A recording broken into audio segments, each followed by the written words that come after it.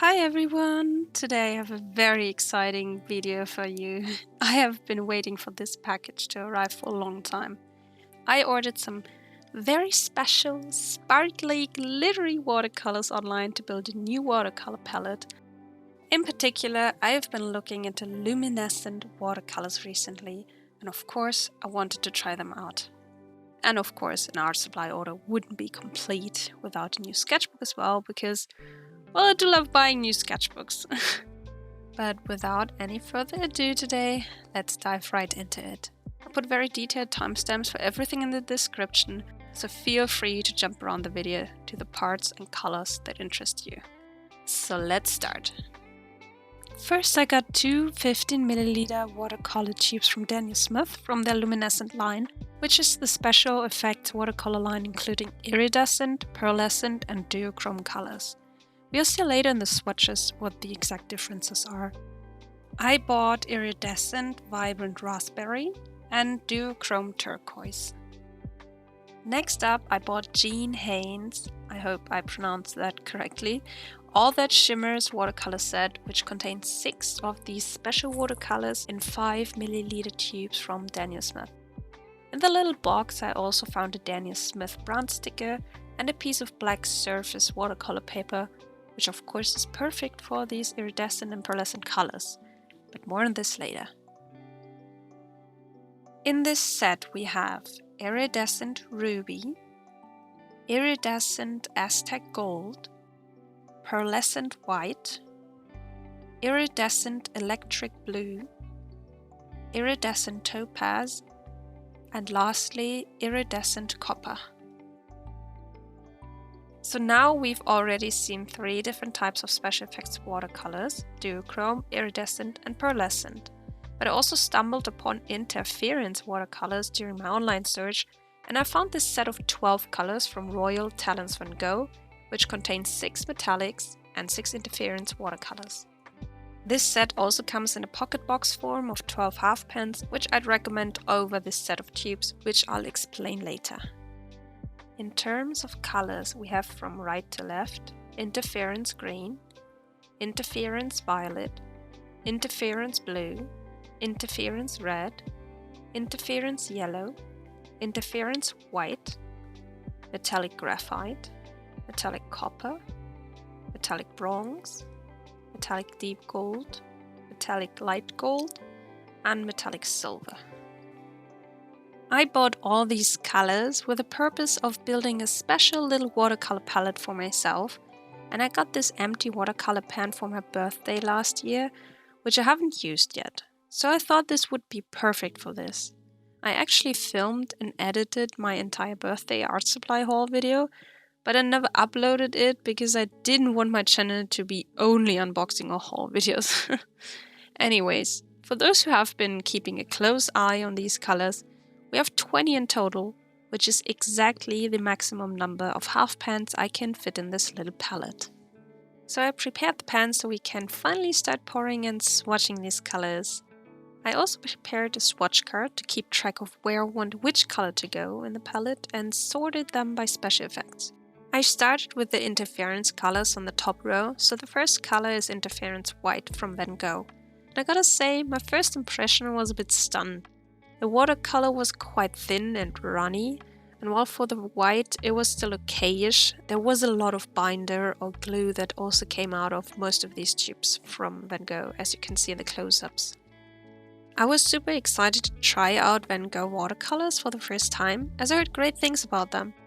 Judging by the quality I got here, well, I don't want to jump to conclusions, but watercolors are made with gum arabicum or binders to stabilize the pigments. But ideally you'd have as little as so-called glue and most of the pigment. So you can identify poor quality paint tubes by a lot of binder compared to the actual pigment. Now next up I poured the Daniel Smith Duochrome Turquoise and I could immediately feel and see the difference. The paint was thick and smooth and no visible binder at all. Then I continued with the metallics from Van Gogh, which were even more frustrating than the interference colors. Now I already know from future swatching that these colors are in fact beautiful, but I don't understand the quality or amount of glue in these tubes, to be honest. I was super frustrated that especially for the silver, light gold and deep gold, there was so much binder and barely any color. Now I don't know if you're supposed to shake them up before pouring or mix them somehow, but I never had this problem with any of the other watercolor brands I already tried out.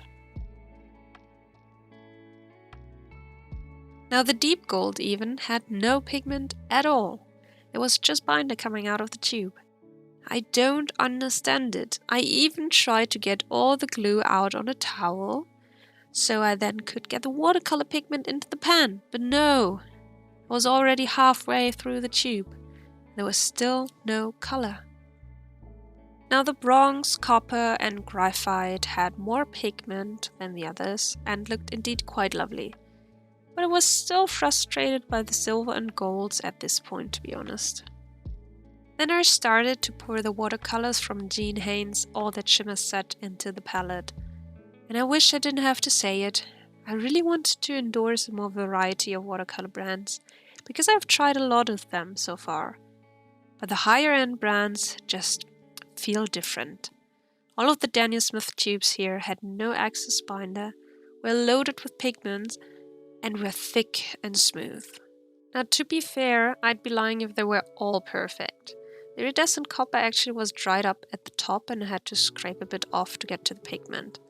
I think the set might have been opened before by another customer, even though I bought it new from the store, so, well, I got a bit unlucky.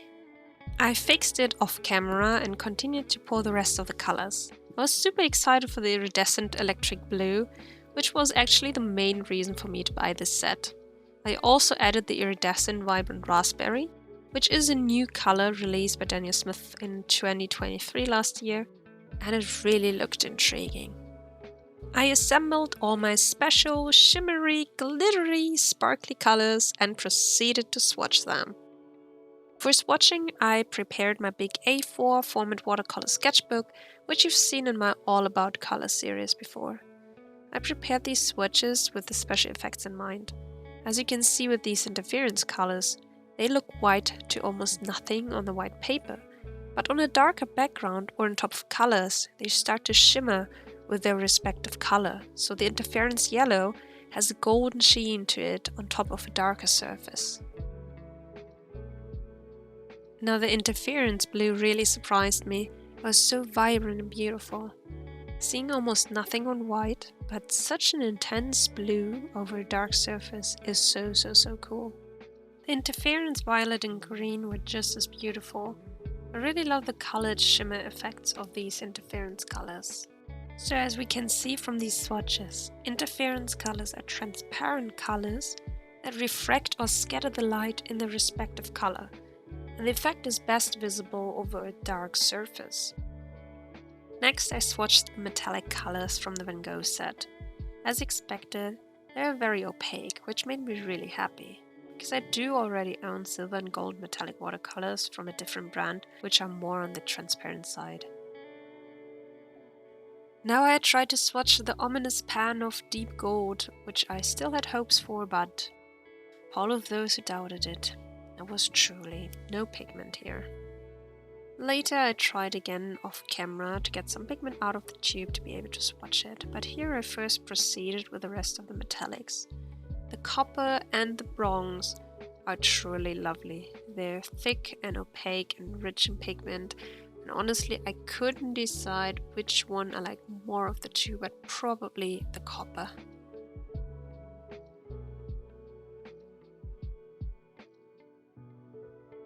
Here we have the entire set of the 12 metallic and interference watercolors from Van Gogh. I have to say that while pouring the tubes into the palette, I didn't have much hope, but the colors itself are truly beautiful. I especially like the interference colors, which were the main reason for me to buy this set. I have to be honest here though, I think the pocket set with the already dried half pans would be a better option. Then I swatched the Daniel Smith luminescent watercolors. First we have Iridescent Vibrant Raspberry, which surprised me a lot. On a lighter surface it's a muted pink, which is granulating, but over a dark surface it's an intense pink glittery color. It's so lovely. the Duochrome Turquoise is also so beautiful, as it appears a light blue on a lighter surface and a greenish turquoise on a dark surface. So as the name suggests, the duochrome colors shift between two colors depending on the surface and the angle of the light. The iridescent watercolors from the Haines set are all transparent to semi-transparent colors with a more muted shine over a white surface and develop their full shimmer potential over a dark surface. I really like the more subtle glimmer of these colors and the transparent character of these paints. The iridescent Aztec-Gold was the most opaque out of the iridescent colors in the Haines set. But I really liked how it differed from the Metallic Gold or the Interference Yellow from the Van Gogh set. The Pearlescent White watercolor is described by Daniel Smith as a slightly opaque glimmering glaze and can be mixed with other colors to create sparkling pastel tones. The iridescent electric blue was the main reason why I bought this set, and honestly, it lives up to its name. It's super intense and looks like a phthalo blue mixed with glimmer. It's honestly so stunning in person.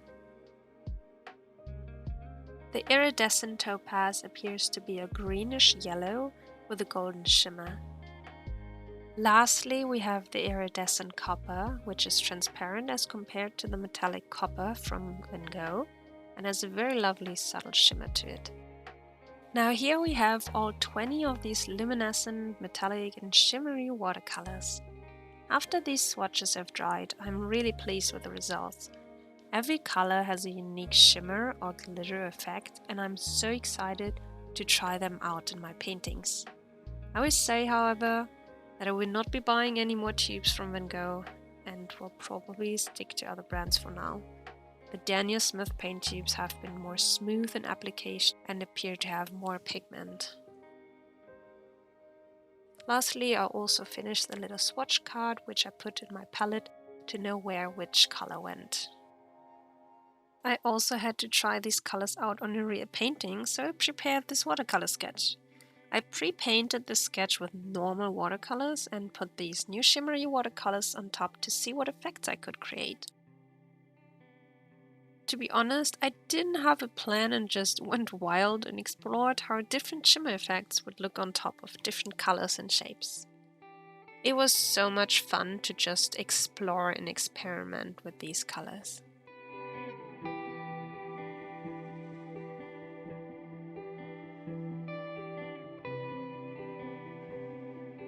I am really happy with the results.